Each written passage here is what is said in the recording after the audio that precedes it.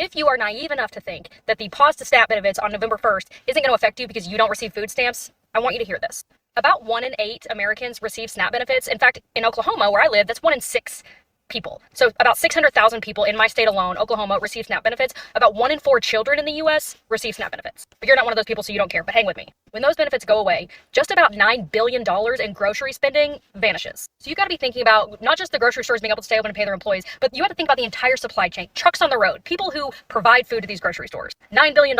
Every dollar spent in SNAP benefits adds about $1.50 to $1.80 to the economy. All right. So see, she thinks she cooking, right? Here's the real. She's exposing how bad these socialist programs are. That's what she's doing. These programs were meant to help people get back on their feet while they're searching for work or searching for a career. It wasn't meant to live off of.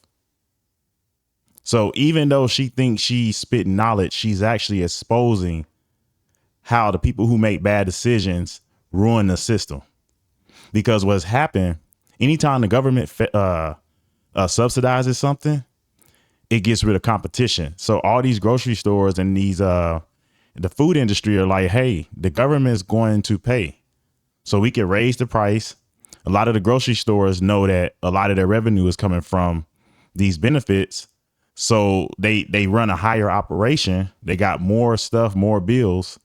So now that these benefits could potentially be cut, these grocery stores are going to have to raise the prices to maintain this same level of income that the subsidies were providing. That's why these programs suck.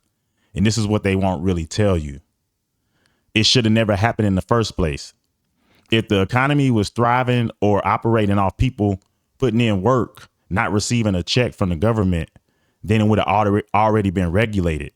It's just like alcohol. If you drink alcohol, your nervous system becomes dependent on that alcohol and it operates on having alcohol. When you withdraw, you go through sickness, you go through whatever it is for a while until your body relearns how to shoot its neurons and stuff through the nervous system without alcohol. That's what alcohol does. It rewires the system. That's what these social programs do. They rewire the financial system, the economy of America.